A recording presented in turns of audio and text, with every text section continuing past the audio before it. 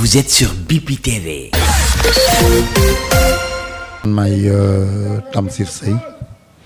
Je suis arbitre international de zone de basket. En même temps formateur au niveau de la CRAMC de Louga. Ma woo pour que ma ñëw jàppale defal leen cours sur au niveau de l'anniversaire de Bing Bang Ballers. Fii nga xam si à Louga au niveau et le travail se fait maintenant au niveau de la zone nord bi la ñu commencé woon parce que ça fait ñu ngi 10e année bi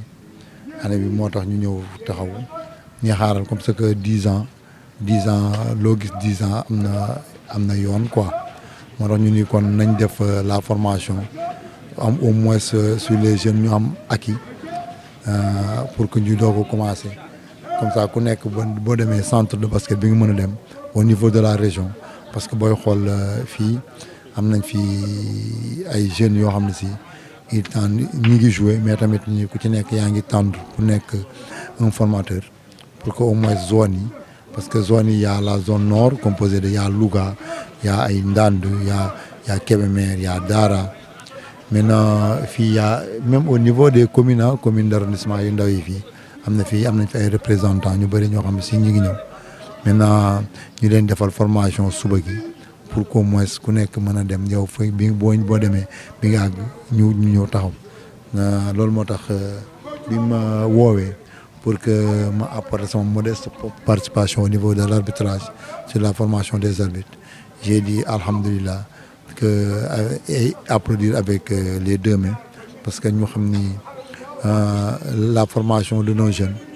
au niveau de Louga, ça nous incombe nous tous et que nous tous nous devons participer pour aider maintenant Bing Bang Ballers au développement de notre jeunesse. Parce que nous, bu jàppale malgré que ñi ngi def travail Bing Bang Ballers mais tamit ñi ngi jàppale suñuy ndaw pour que ñoom tamit ñu mën a réussir au niveau du basketball ñoom ñëpp ñu mën a def moo tax bi ma Ousmane woowee surtout avec l'appui de monsieur Madiène Fall ma ni bon naa ñëw joxe ma modeste participation pour la formation de ces jeunes je vous remercie maa ngi leen di sant di leen gërëm maintenant pour revenir sur ce que je viens de dire en wolof mon nom est Tamsir Sey je suis arbitre international de zone de basket en même temps professeur d'éducation physique optionnelle basket et athlétisme. Cause pour laquelle, au niveau de mes fonctions aussi au niveau du basket,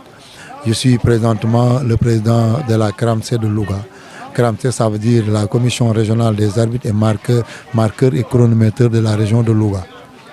Et je viens au nom de la CRAMC,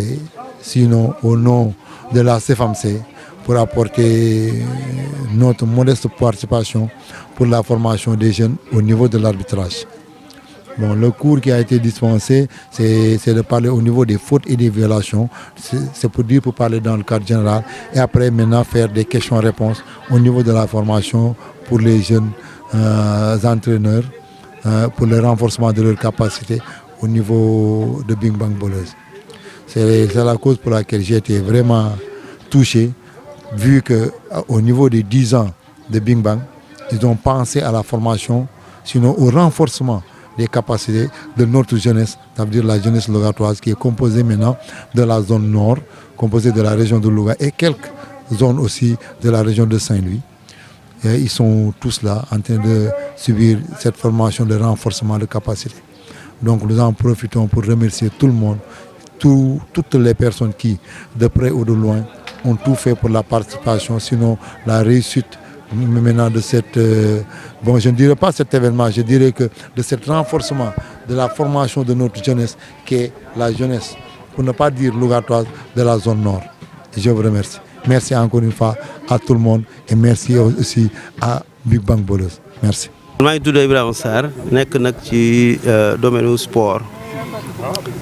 ci domaine sport laa nekk yàggoon ci xaw ci yàgg nag ndax njàmbur gi jaar naa fii ma nekkoon seen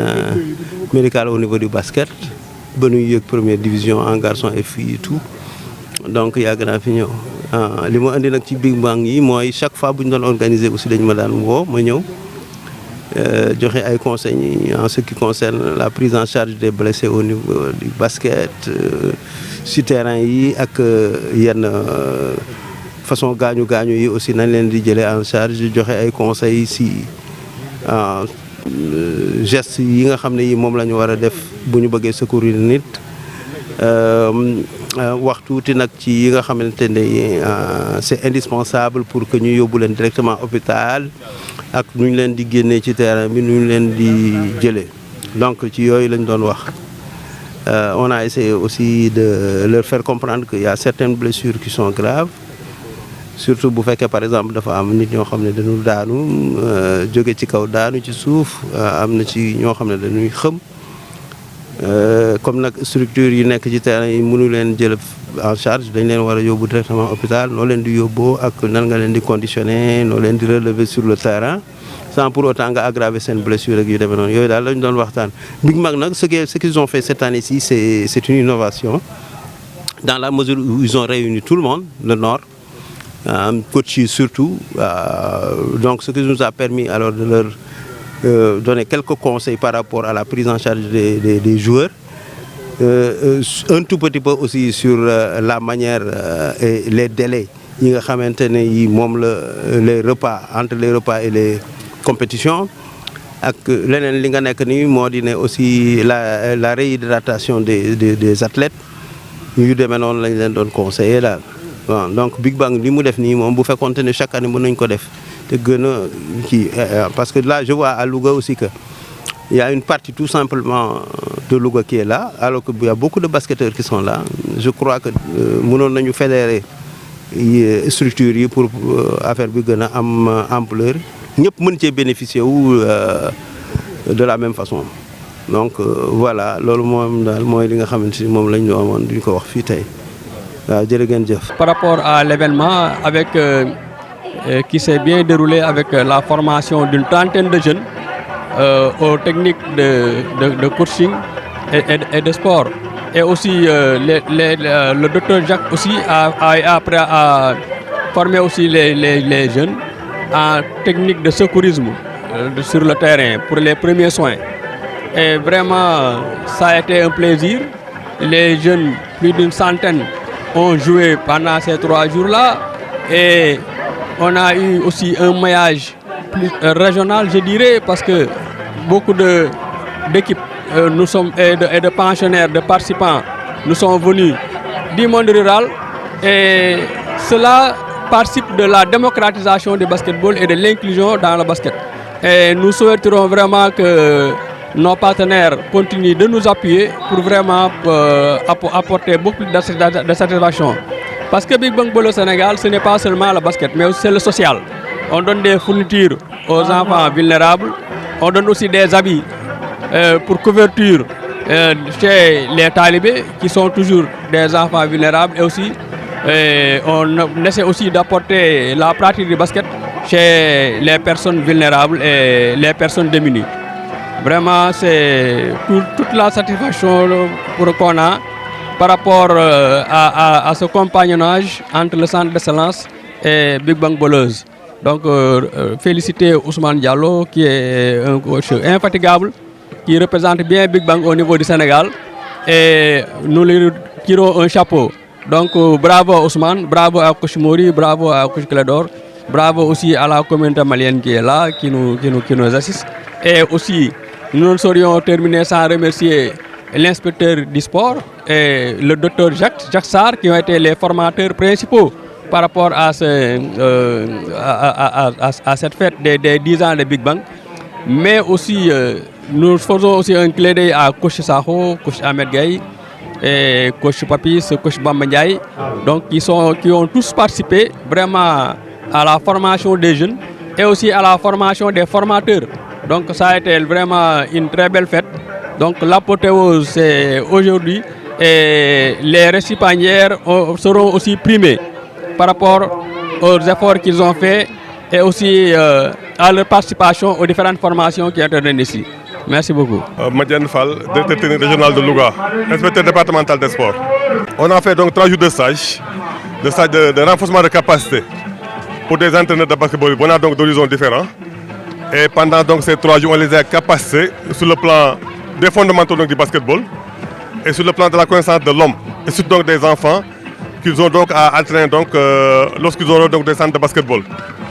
Pendant ces 3 jours aussi, on a joint l'utile à l'agréable,